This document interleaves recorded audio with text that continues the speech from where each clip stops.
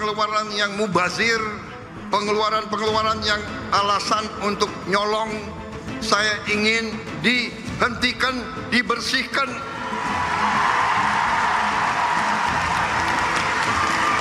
Ada yang melawan saya. Ada. Dalam birokrasi merasa sudah kebal hukum, merasa sudah menjadi raja kecil.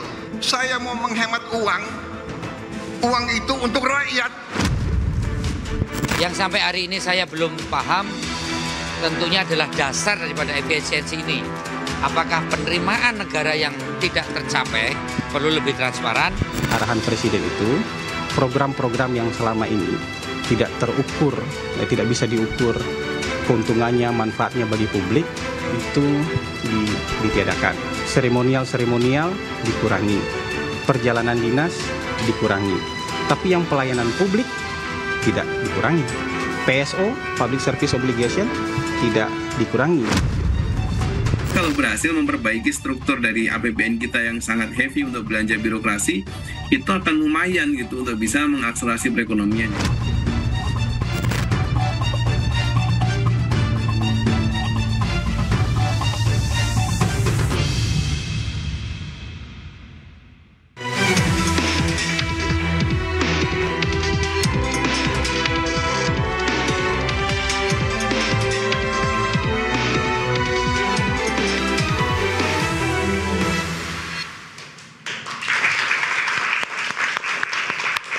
Selamat malam pemirsa, setelah 100 hari dilantik, Presiden menerbitkan instruksi efisiensi. Dan anggaran sejumlah kementerian lembaga dan transfer daerah dipangkas mencapai 306,669 triliun rupiah. Dan niat hemat yang disebut Presiden demi rakyat dinilai pengamat memiliki sejumlah konsekuensinya terutama kepada publik. Gelombang PHK, berkurangnya kualitas pelayanan publik, hingga perlambatan pertumbuhan ekonomi. Tetapi kemarin pemirsa, Presiden sempat menyebut ada raja kecil yang melawan efisiensi anggaran yang menjadi amanatnya. Siapakah raja kecil yang dimaksud dan apa dampak efisiensi anggaran untuk rakyat? Bersama saya Aryo Ardi, inilah Interupsi Prabowo. Ada yang melawan soal efisiensi anggaran. Dan sudah hadir bersama kami malam hari ini, di sebelah kanan saya ada Mbak Adita Irawati, Jubir Kantor Komunikasi Kepresidenan. Selamat malam Mbak Adita. Selamat malam Mas Aryo. Ada Mas Muhammad Haikal, politisi Partai Gerindra, juga Wakil Ketua Komisi 11 DPR. Selamat malam Mas Haikal. Selamat malam. Dan di sebelah kiri saya ada Mas Ubedillah Badrun, analis sosial politik dari UNJ Jakarta. Selamat malam Mas. Selamat malam Mas. Sehat Mas? Sehat alhamdulillah. Selesai masalah ya? Selesai udah. Dan Mas Huda, Nailul Huda, Direktur Ekonomi Deselio. Selamat malam Mas Nailul Huda. Malam juga Mas Aryo. Dan juga mahasiswa dan mahasiswi dari UNJ Jakarta. Selamat malam, terima kasih sudah hadir bersama kami malam hari ini. Dan langsung saja saya akan membuka acara ini dengan bertanya langsung kepada Mbak Dita. Mbak Dita, hari ini Menteri PU mengatakan akan ada studi banding ketiga negara, Turki, Mesir, dan India, untuk desain kantor yudikatif dan legislatif di IKN. Kami ingin mengkonfirmasi apakah benar itu arahan langsung dari Presiden, Mbak Dita?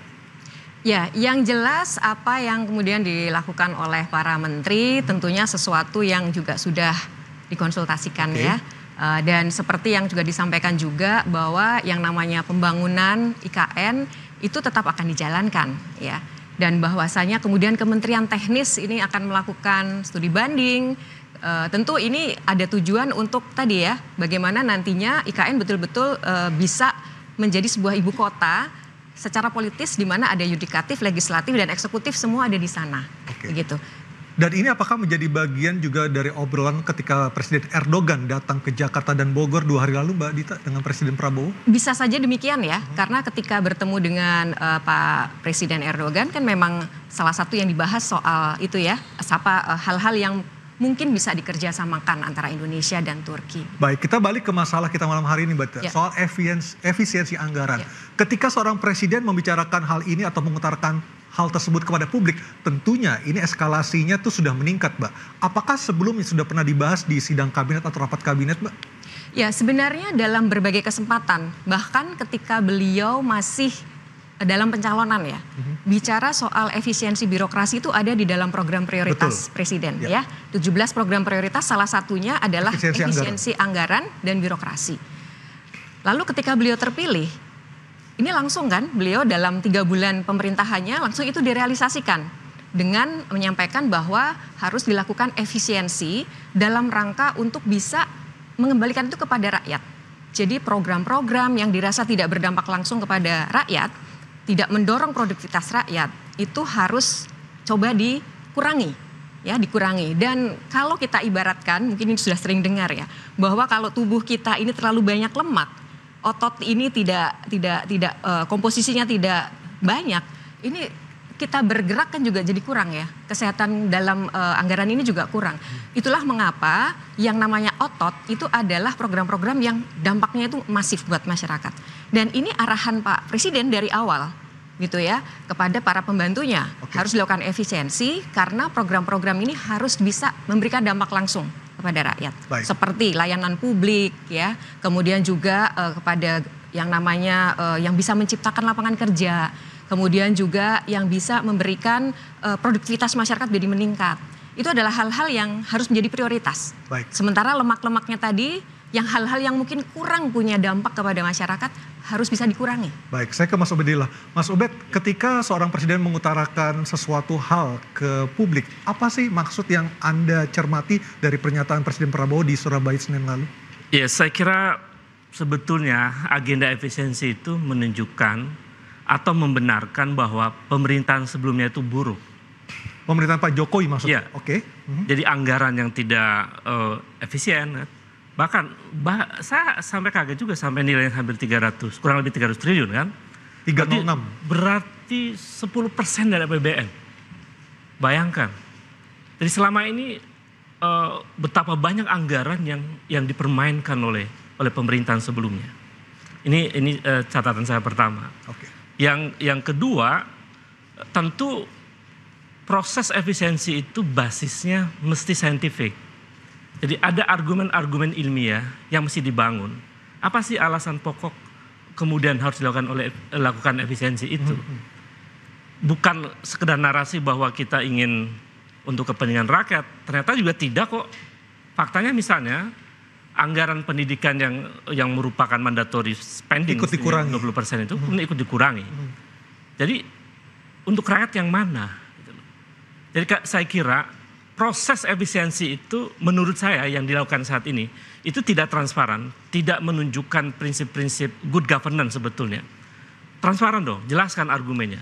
Bukan hanya melihat data anggaran, oh ini lebih nih, kurang, lebih kurang. Ataukah mungkin sebenarnya fungsi dari kementerian lah yang bisa membelejeti di mana harusnya transparansi dan juga detail anggaran per mata anggaran untuk dijelaskan kepada publik, Mas Ubed? Iya, saya kira itu. Lalu bahas skala prioritas. Artinya ketika Presiden menjelaskan cukup secara global saja, secara general saja, tetapi detailnya itu adalah tugas dari masing-masing menteri. Iya, karena Presiden ini kan sebetulnya juga representasi dari negara ya. Ketika Presiden menyampaikan bahwa betapa pentingnya efisiensi, para menteri mesti menafsirkan secara rasional. Tidak kemudian gerasa-gerusu begitu, membabi buta, pokoknya efisiensi. Oke.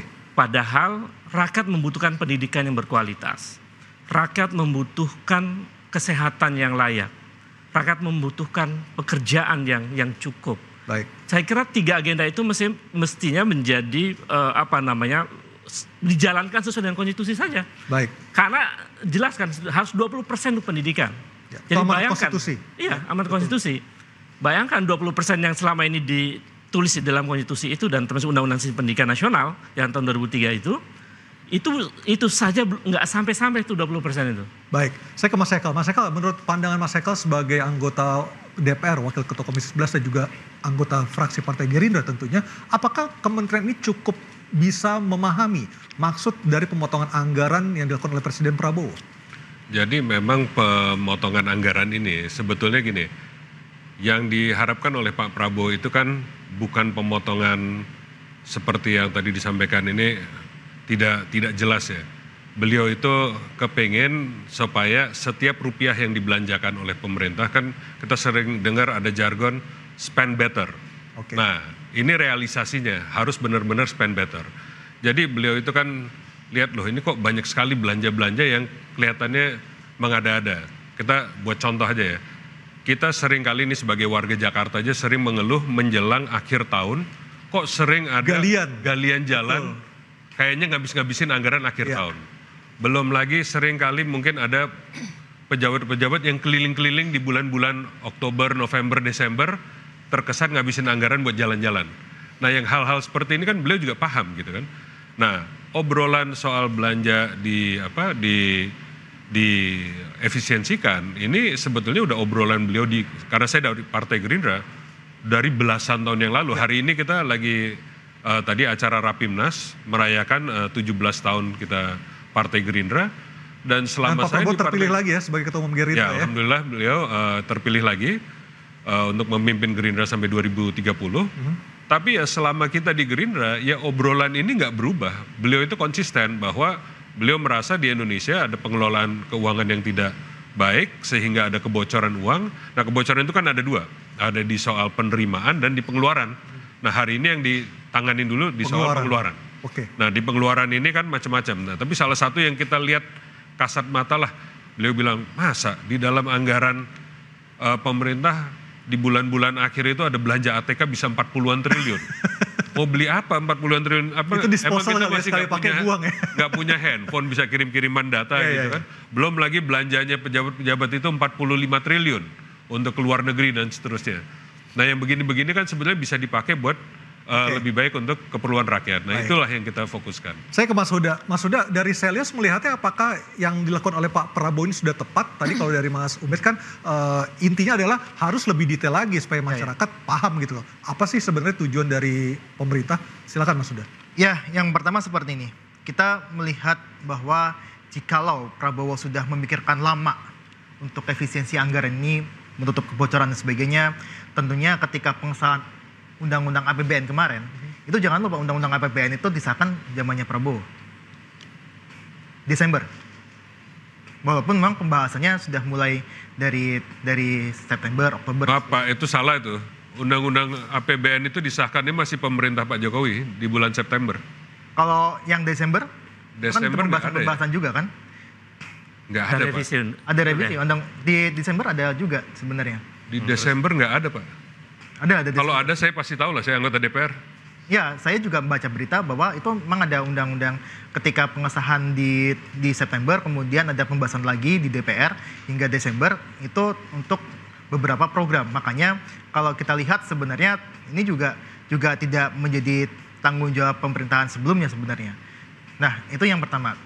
Yang kedua adalah ketika kita melihat bahwa ada beberapa program yang disampaikan oleh Prabowo untuk MBG dan sebagainya, kembalikan ke rakyat kecil dan sebagainya, artinya adalah ketika pembahasan program ini di awal, artinya ini tidak prudent dalam artian dari mana sumber pembiayanya. Nah, inilah yang saya selalu katakan bahwa ayolah kita terus terang aja apakah memang pemerintah ini punya uang atau tidak sebenarnya untuk membiayai MBG atau program-program lainnya. Adalah kita terus terang saja gitu kan, apakah punya uang atau tidak gitu kan. Nah, karena kalau punya uang, otomatis sebenarnya efisiensi anggaran, pemutaran anggaran atau tadi restrukturisasi ya bahasanya kan, itu tidak akan dilakukan. Tapi ketika tadi Mas Hekal mengatakan ada anggaran pos-pos mata anggaran yang tidak masuk akal, seperti misalnya ATK ataupun perjalanan ke luar negeri di akhir tahun, itu bukankah itu memang harus dipotong, Mas Huda? Iya, kalau mau dipotong sebenarnya ya dari sisi kementerian lembaga yang terlalu banyak juga harus. Artinya tidak sebesar anggaran dipotong saat ini, seperti itu? Iya, kalau kita lihat sebenarnya kalau memang Prabowo mau konsisten secara efisien dan sebagainya, tentu dia harus melihat dari sisi koalisi yang gemuk misalkan. Itu kan kontradiktif sebenarnya dengan apa yang disampaikan oleh Prabowo saat ini, dengan apa yang dilakukan kemarin. Menunjuk menteri itu kepala lembaga 49 lebih, itu kan sebuah pemborosan. Apa yang dilakukan sama Vietnam, USA dan sebagainya itu udah efisiensi. Kalau yang dilakukan oleh Prabowo saat ini bukan efisiensi, emang nggak ada uang aja, sehingga harus memutar uangnya dan anggaran-anggaran itu untuk membiayai MBG, itu aja sebenarnya. Artinya bukan efisiensi, tetapi untuk mengalihkan anggaran ke program yang lain. Bukan menutup kebocoran, emang nggak ada uang aja sebenarnya. Oke, Mbak Dita silakan Mbak, komentarnya Mbak. Ya, ini sebenarnya kan kalau kita perhatikan tadi ya kembali lagi. Banyak sekali yang inefisiensi sebenarnya di dalam anggaran kita ya. Tadi sudah disebutkan angkanya tadi. Salah satunya betul Mas, ATK itu alat tulis kantor itu 40 triliun. 1 tahun ya kalau dicoba diakumulasikan dari semua kementerian. Nah, ini kan sesuatu yang adakah dia dampaknya kepada masyarakat? Kita harus akui tidak ada kan secara langsung itu. Padahal kalau kita hemat saja 50%, itu sebenarnya angka 20 triliun itu bisa membangun renovasi sekolah yang memang tahun ini dianggarkan sekitar 17 triliun. Jadi ini sebenarnya itu tadi ya, bagaimana yang namanya efisiensi, karena sekarang ini kita melihat banyak sekali hal-hal yang sebenarnya masih bisa dihemat di kementerian, itu coba kita alihkan untuk bisa memberikan program yang lebih real gitu ke masyarakat ya. Jadi bahwasannya tadi ada pendapat soal itu, sebenarnya kita kembali lagi bahwa semangatnya ini kan kita ingin jangan sampailah ada yang bocor, ada yang tidak efisien, yang itu rakyat cuma bisa nonton. Untuk MBG apakah pemerintah masih punya uang, Mbak? Jangan dijawab dulu, Mbak ya. Kita akan lihat jawabannya usai pariwara. Tetaplah bersama kami di Interupsi.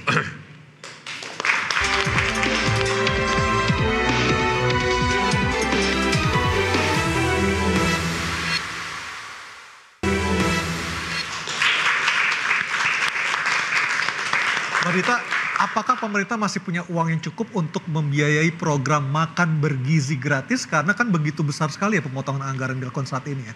Ya kalau tidak ada, ya tentu tidak beranilah dijalankan ya. Ada, dan itu sudah dialokasikan tahun ini, sebenarnya itu angkanya kan 71 triliun.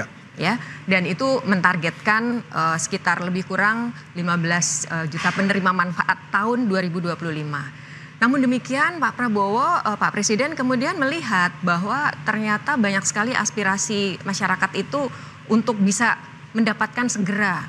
Jadi target yang 82 juta itu diminta oleh Pak Prabowo untuk bisa diakselerasi tahun ini begitu. Jadi angka 71 triliun dirasa memang harus ada penambahan. Sehingga saat ini masih dibahas ada sekitar tambahan 100 triliun rupiah. Jadi itu yang sedang disiapkan untuk makan bergizi gratis. 100 triliun itu apakah diambil dari 306 yang dihemat saat ini, Mbak Dita? Beberapa seperti itu diambil dari situ, dan sebenarnya sudah disampaikan juga ya oleh Pak Prabowo bahwa yang namanya penghematan ini untuk tadi program-program yang sekali lagi memang bisa langsung dinikmati oleh masyarakat. Dan salah satunya ini adalah program makan bergizi gratis. Kemudian nanti juga ada renovasi sekolah, ada program-program lain ya yang memang terkait dengan tadi bagaimana rakyat itu bisa langsung merasakan. Dan ini sebenarnya kan juga perwujudan visi dan misi beliau. Bahwasanya peningkatan kualitas sumber daya manusia itu menjadi prioritas saat ini. Dan salah satunya tentu fokus di kesehatan dan juga sumber daya manusia, dalam hal ini juga pendidikan. Oleh karena itu beliau juga mempercepat tuh program-program yang masuk di dalam program hasil terbaik cepat. Termasuk makan bergizi gratis, kemudian ada juga cek kesehatan gratis. Dalam waktu dekat nanti kita juga akan laksanakan tadi renovasi sekolah.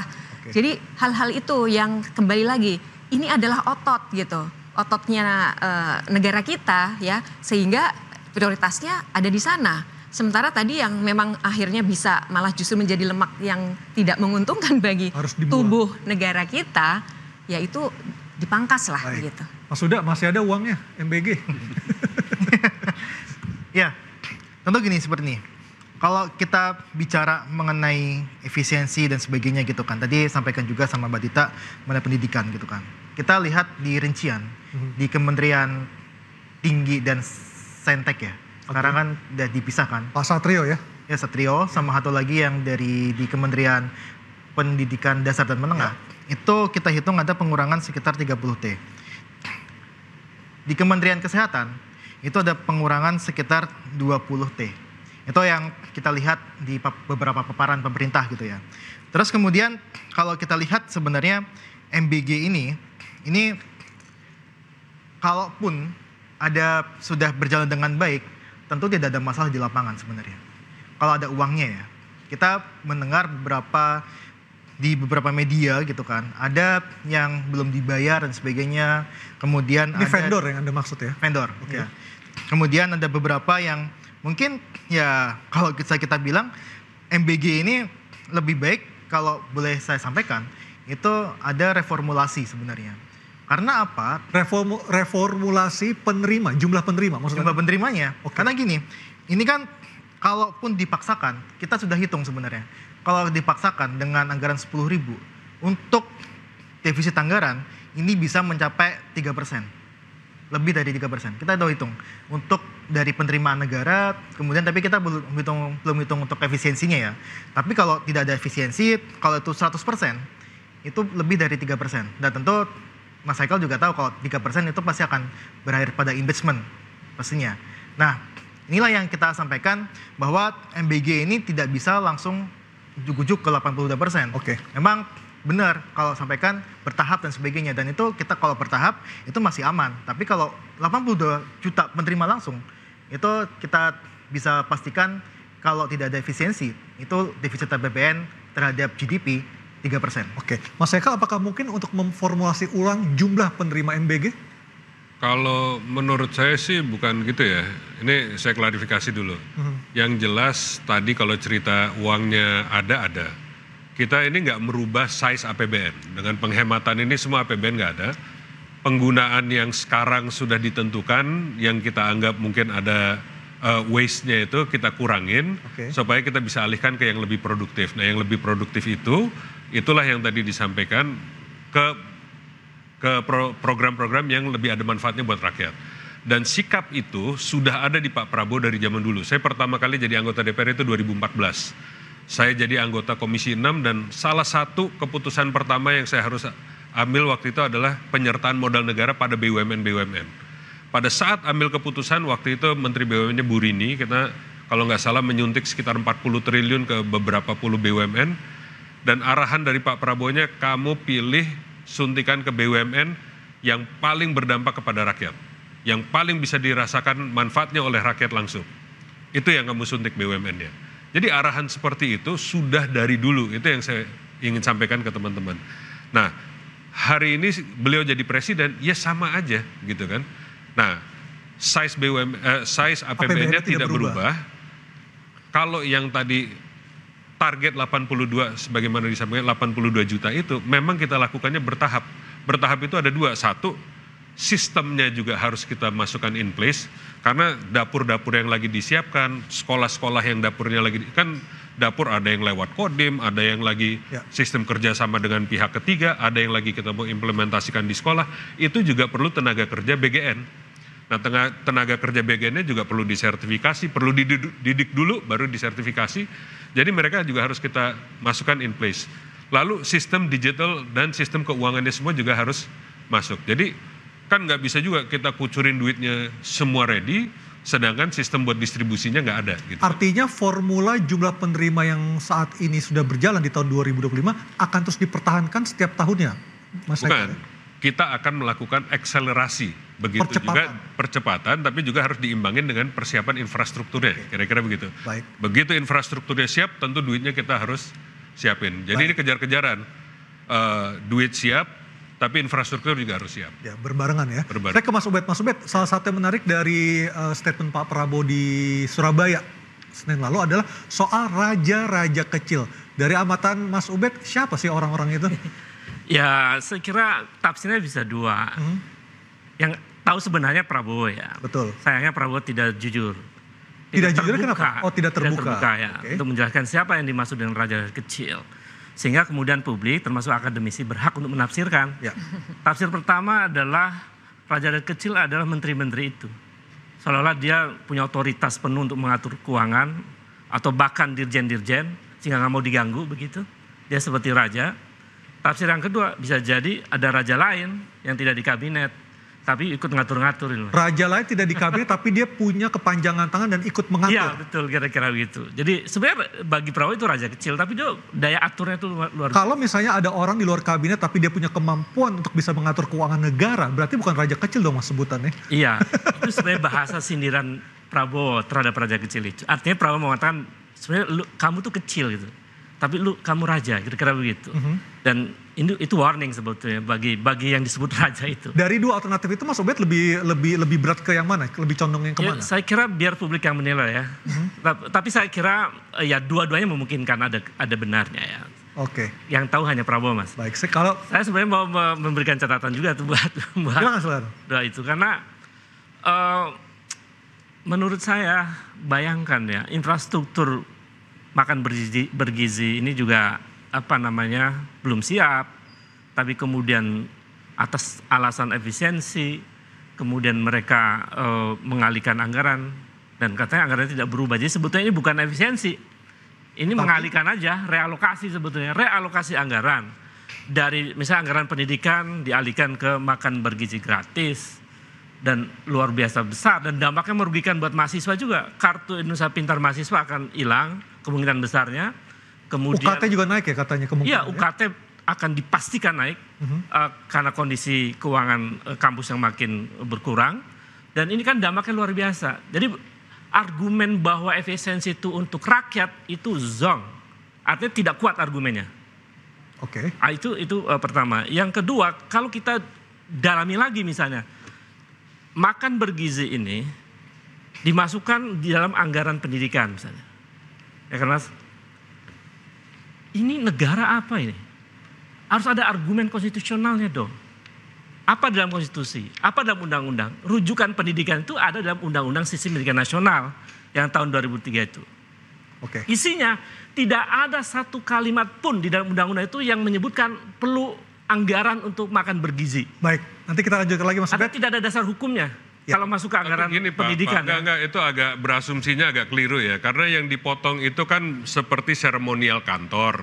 Perjalanan dinasnya para pejabatnya. Saya paham itu Mas.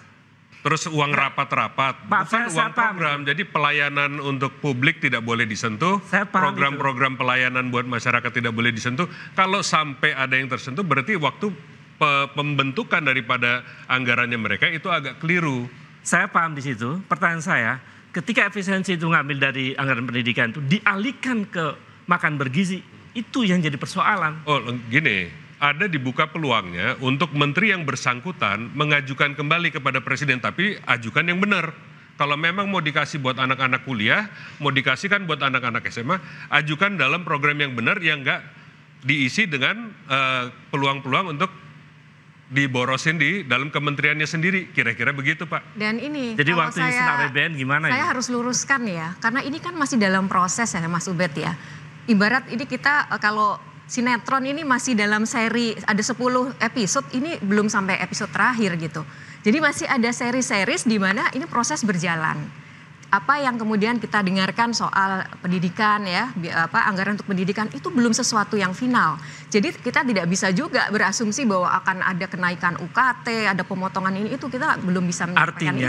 Kita masih harus menunggu keputusan. Artinya nanti. Perkataan Pak Menteri salah. Proses, ini sebuah proses. Ini problem dalam manajemen pemerintahan. Bagaimana seorang menteri pernyataannya kemudian didengar oleh publik, tapi ternyata itu tidak benar. Oke. Saya tidak bisa tidak benar ya, belum selesai. Ya, prosesnya belum selesai. Kan Anda mengoreksi kan? Jadi kita harus tunggu dulu. Kan? Kita tunggu dulu prosesnya sampai kemudian ini final. Karena ini kan baru proses untuk rekonstruksi anggaran. Ya. Ini belum sesuatu yang diketok palu dan akhirnya kita mengambil kesimpulan bahwa akan ada pengurangan ini itu. Ini masih dalam proses. Oke. Mari kita tunggu. Kita tahan di kata-kata proses, kita akan lanjut lagi usai pariwara. Tetaplah bersama kami di Interupsi.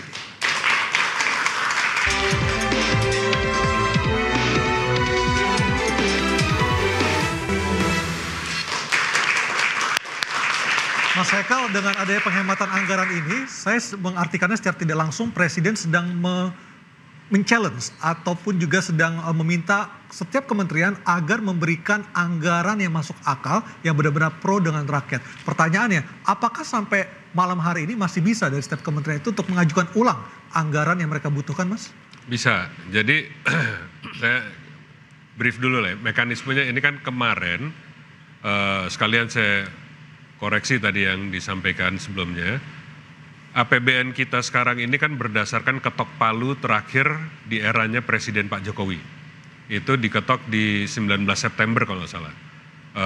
Masih era DPR yang lalu, Presiden yang lalu. Dan pada saat itu Pak Prabowo dikasih ruang quick win programnya sekitar 120 triliun. Nah, pada saat beliau menjabat ini, kan ada beberapa isu, salah satu yang pertama adalah PPN kalau kita masih ingat. Nah pada saat PPN itu kita masih ingat pada tanggal 31 Desember, Presiden Prabowo datang ke kantor Kementerian Keuangan, terus di situ kan ya kita bisa kebayangkan Menteri Keuangan juga agak khawatir segala macam, tapi Pak Prabowo yakin ini yang terbaik untuk rakyat adalah untuk mengenakan PPN 12% hanya untuk barang mewah. Dan pada saat itu mudah-mudahan rakyat semua senang, dan malam itu Pak Prabowo juga bahagia bisa malah ke Bundaran HI ikut merayakan tahun baru bersama rakyatnya. Lalu setelah itu beliau di sana kan juga terima pemaparan tentang belanja-belanja kementerian, di mana beliau lihat coba ini dipelajarilah. Di situ dijelaskan oleh Kementerian Keuangan sistem yang mereka biasa pakai, dan di situ bisa dilihat itu sebetulnya rincian sampai ke satuan 9. Oke. Dan di satuan 9 situ beliau tentu minta timnya beliau untuk meneliti setiap kementerian. Nah di situ baru ketahuan, oh ternyata banyak sekali nih keborosan-keborosan yang sebetulnya bisa dipakai untuk penghematan dan bisa dipakai untuk yang lebih produktif. Dan sekarang masih bisa untuk kementerian melakukan. Nah dulu, kita kan di Inpres nomor 1 itu kan diberikan waktu sampai tanggal 14 untuk melapor kembali penghematan yang sudah dilaporkan ke DPR. Jadi sampai hari ini tadi semua ketok-ketok palu di DPR untuk persetujuan penghematan. Persetujuan penghematan itu adalah tidak ada perubahan program ataupun apa-apa, tapi persetujuan dari DPR bahwa program-program yang sudah disepakati sebelumnya, misalnya kayak Kementerian PU, 110 triliun, disepakati adalah penghematannya kira-kira 50%, jadi sekarang ada 55 triliun misalnya. Nah itu kita sepakati bahwa program yang separuhnya itu dibintangin. Kalau bantuan untuk perguruan tinggi gimana Mas? Karena kan ada kekhawatiran munculnya ataupun kenaikan harga. Jadi akhirnya itu disepakati untuk dibekukan, dibintangin tuh kalau istilahnya itu di hold gitu kan. Nah sebelum dialokasikan untuk yang lain-lain, tentunya masing-masing menteri ya seperti kita dengar mungkin ada yang keberatan itu sekarang tolong ajukan, tapi sekarang benar-benar dipastikan bahwa di dalamnya ini nggak ada pemborosan yang aneh-aneh. Seperti tadi saya bilang, kalau memang ini untuk kepentingan mahasiswa, untuk kepentingan pendidikan, kepentingan kesehatan, programnya benar-benar jangan diisi. Kalau kita masih ingat, saya kalau nggak salah dulu program stunting tuh, ada yang misalnya buat bantuan 2 miliar sampai ke rakyat, ongkos untuk menyampaikan program itu ke rakyat 8 miliar. Kan nggak masuk akal. Nah yang begitu-begitulah, ini kan jadi ujian nih buat para menterinya. Kalian ya kalau ngajuin, sekarang tolong diteliti yang benar, supaya benar-benar efektif. Rupiah per rupiahnya ini nyampainya itu benar. Oke, gitu. Mas Huda silakan. Ya, ini menarik. Sebenarnya kalau kita lihat, memang pola kebijakannya Prabowo itu kan selalu pada menit-menit terakhir menyampaikan, saya ini untuk rakyat. Tapi ingat, ini kita mungkin membahas sedikit tadi karena membahas PPN 12% ya. Itu kita ingat banget lah pembahasannya itu mulai dari kapan dan sebagainya. Pun dengan Prabowo ketemu sama timnya Mas Haikal yang tim Komisi 11 ya, pada saat itu juga sampaikan kan. Tapi masalahnya adalah pembantu presidennya tidak memutuskan dan bahkan hingga 31 Desember Mas. Ini kalau menurut saya bukan suatu praktik negara yang baik sebenarnya. Ketika masyarakat ini tidak mengerti bagaimana sih kelanjutannya dari 12% ini seperti apa dan sebagainya. Ini sebenarnya ada problem ketika menerjemahkan arahan atau seperti apa Mas Huda? Ya itu pasti akan ada problem bahwa apakah yang menerjemahkan arahan atau arahannya tidak diterima dengan baik oleh para pembantu presiden. Kita nggak tahu, itu yang tahu pasti pembantu presiden akan baca seperti apa. Tapi yang saya baca adalah memang kasus-kasus seperti ini ataupun pola-pola seperti ini berulang. Kita bukan hanya di PPN 12%, kemarin gas LPG 3 kg, pun dengan yang masalah efisiensi anggaran. Kita kemarin mendengar bahwa ada beberapa yang karyawan TVRI, RRI yang dia dirumahkan dan sebagainya, itu adalah bentuk dari penerjemahan efisiensi anggaran yang masuk ke operasional. Oke. Ya, tapi mereka datang ke DPR, terus DPR bilang tidak jadi untuk diefisiensikan. Nah ini kan praktik negara yang tidak baik sebenarnya. Ada orang yang dia berusaha untuk memotong, tapi ada orang Prabowo sendiri yang dia bilang ini buat rakyat dan sebagainya. Baik, saya ke Mas Ubed. Mas Ubed dari sisi politik membaca seperti apa sih kondisi seperti ini? Ini seperti test the water sebetulnya. Jadi seolah-olah kita coba efisiensi, nanti kalau nggak ada yang protes kita jalan terus itu. Jadi bernegara tidak menjalankan prinsip-prinsip good governance menurut saya. Transparansi, akuntabilitas dan seterusnya itu. Ini membahayakan sebetulnya cara-cara seperti ini. Karena menimbulkan gejolak, tensi sosial naik, tensi politik naik, masyarakat gelisah. Oke. Ini kan problematik. Baik, Mbak Dita coba-coba ini di underline oleh Mas Ubed tadi. Silakan Mbak komentarnya Mbak. Ya, kalau kita bicara dari apa yang tadi sudah dibahas ya, mungkin beberapa case tadi, contoh-contoh soal gitu. Pada prinsipnya sebenarnya kalau Pak Presiden, Pak Prabowo, itu kita tahulah gaya kepemimpinannya kan menyampaikan apa yang jadi arahan tuh sangat straightforward ya. Apa adanya gitu, nggak pakai tedeng ngaling-ngaling. Eksplisit ya. Eksplisit sekali, jadi tidak perlu kita menerjemahkan terlalu sulit begitu. Dan itu arahannya bisa dibilang semua orang bisa langsung menangkap gitu ya. Nah memang ketika kemudian itu diturunkan di dalam tataran untuk implementasi, itu interpretasi memang sangat mungkin terjadi dinamika ya, terjadi dinamika gitu. Jadi ketika kemudian apa yang jadi instruksi beliau dan kemudian di tataran implementasinya sepertinya multitafsir ya, beragam, ya ini memang bisa dibilang ini dinamikanya ya. Tetapi sekali lagi intinya adalah Pak Presiden juga pasti akan mengawal. Meskipun kemudian beliau arahnya sudah jelas, tetapi ketika di tataran implementasinya ada sesuatu yang meresahkan masyarakat atau bahkan menyulitkan, contohnya seperti kemarin LPG 3 kg ya, itu semangatnya kan sebenarnya sangat baik ya. Untuk tadi subsidi tepat sasaran, masyarakat juga menikmati apa yang sebenarnya tujuan dari subsidi gitu ya, keterjangkauan dan sebagainya. Tetapi memang ketika diimplementasikan di tataran teknis, berbeda-beda. Bisa tafsirannya bisa berbeda dan Presiden langsung bereaksi kan, berespon tentang hal tersebut. Kalau beliau tidak peduli kepada rakyat, rasanya mungkin beliau tidak akan kemudian ikut turun dan memberikan arahan yang seperti itu kan. Baik Mbak Dita, pertanyaan kami berikutnya nanti kita akan bahas di segmen berikutnya. Apa korelasi antara raja kecil dengan wacana reshuffle kabinet? Kami segera kembali.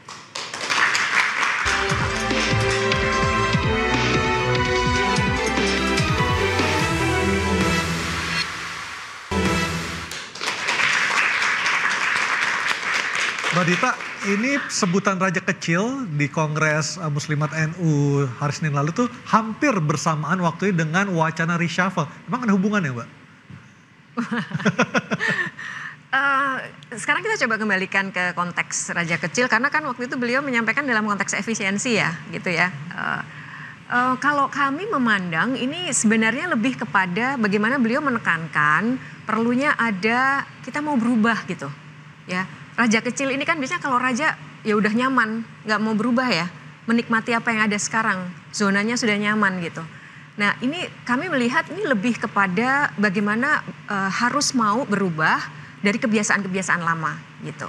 Untuk kemudian lebih produktif, lebih efisien, tetapi produktivitasnya juga tetap bisa ditingkatkan begitu ya. Jadi ini saya melihat bukan menyasar kepada pihak-pihak tertentu, tetapi ini sebenarnya secara umum beliau mengingatkan. Jangan jadi raja kecil tuh ya harus ayo berubah. Cara-cara lama yang rasanya itu tidak efisien, tidak produktif, ayo kita rubah gitu. Dan semua harus berjalan berbarengan. Beliau tuh selalu bilang kalau kabinet beliau ini kan total football ya. Kalau berjalan bareng, menyerang dalam tanda kutip bareng gitu. Kalau satu tidak bisa bergerak itu akan menjadi problem juga untuk kabinet secara keseluruhan kan. Jadi ini sebenarnya menurut kami itu pesan dari beliau tuh mari berubah. Cara pandang, kemudian juga bagaimana melihat soal efisiensi dan tata kelola anggaran. Itu yang menurut kami nilai-nilai itu yang sebenarnya ingin beliau sampaikan. Mas Eka melihatnya apakah ada rencana relate dengan rencana untuk reshuffle kabinet? Kalau reshuffle itu murni pilihan beliau lah. Kita hak prerogatif beliau untuk kapan mau dilakukan, kapan beliau mau evaluasi. Tapi dari Gerindra sendiri apakah melihat kinerja dari menteri-menteri Pak Prabowo ini sudah sesuai dengan ekspektasi? Ya itu hanya kita serahkan ke beliau lah untuk mengevaluasi. Yang jelas kita akan mendukung full apa yang beliau sedang upayakan. Ini baru 100 hari dan kalau kita lihat rakyat sampai sekarang memberi kepercayaan yang sangat tinggi, terlihat dari polling kepercayaan kepada apa yang beliau sedang lakukan dan rasanya he's on the right track dan insya Allah kita akan dukung terus. Baik, kalau Mas Ubed melihatnya apakah ini ada relasi positif hubungannya antara raja kecil dan rencana reshuffle Mas? Itu tanda-tanda. Tanda-tanda awal? Tanda-tanda awal. Jadi kayak siapa yang disasar Mas Ubed? Hilalnya lagi. Siapa yang disasar Mas Ubed? Saya kira sudah terlihat kok di publik. Misalnya saya sebutkan ya, misalnya hiruk pikuk gas 3 kg. Artinya Pak Bahlil? Ya, saya kira tanda ya. Belum tentu loh Mas. Ini tanda. Tapi kalau tanda itu makin terang, maka sangat mungkin di reshuffle. Yang kedua, raja kecil itu ya tadi Saya kira ya menteri-menteri itu bisa jadi.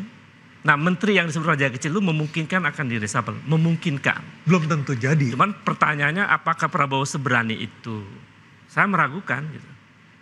Saya masih meragukan keberanian Prabowo untuk menata ulang kabinetnya. Sekarang-sekarang ini ya. Karena hitung-hitungan politik Karena atau? narasi yang diungkapkan oleh Prabowo kan saya belajar politik dari Pak Jokowi. Gitu. Oke. Jadi artinya pasukan Pak Jokowi masih ada di kabinet. Bagaimana dia bisa berani menyingkirkan pasukan Pak Jokowi di kabinet itu, sementara dia belajar politik kepada Jokowi. Ini problem. Yang kedua, bagaimana juga kemudian reshuffle itu seiring dengan efisiensi. Sementara jabatan-jabatan baru terus diangkat, seperti kemarin staf khusus di Kemenhan dan lain-lain. Menterinya sudah gemuk, luar biasa. Coba tirulah negara-negara tetangga kita seperti Vietnam misalnya. Efisiensinya sangat sistemik dan sangat bagus. Baik. Kalau dari Mas Huda, apakah ada catatan khusus terhadap menteri-menteri tertentu di kabinetnya Pak Prabowo? Ya, beberapa waktu yang lalu memang ditanyakan apa sih Mas usulannya untuk efisiensi. Tentu kita sampaikan bahwa efisiensi dimulai dari strukturnya. Struktur bahwa ada satu menteri yang dia mempunyai wakil menteri hingga 3. Itu sesuatu yang nggak efisien sebenarnya. Makanya kalau ingin efisiensi itu dimulai dari strukturnya. Apa ya sih Mas yang harus dilakukan gitu kan? Ya kita tidak butuh wakil menteri sebenarnya. Untuk semua kementerian? Untuk sebuah kementerian, karena sudah ada dirjen dan sebagainya. Karena itu sudah mewakili menteri. Dan wakil menteri ini yang menjadikan anggaran kita nggak efisien. Itu yang seharusnya dilihat sama Prabowo, bukan untuk mencabut hak-hak warga negara untuk mendapatkan kuliah gratis dan sebagainya, untuk mendapatkan beasiswa yang saya dengar ada beberapa beasiswa yang dievaluasi dan sebagainya. Nah, inilah yang harus diukur sama Prabowo. Kementeriannya sudah tidak efisien. Baik, kita akan melihat ke depannya akan seperti apa implementasi dari rencana dan juga apa dampaknya buat masyarakat dari penghematan anggaran ini. Kita akan kembali lagi berjumpa pada Kamis depan dengan topik lainnya. Terima kasih atas kebersamaan Anda. Selamat malam dan sampai jumpa. Terima kasih Mas Ekal ya. Mbak Dita, makasih ya.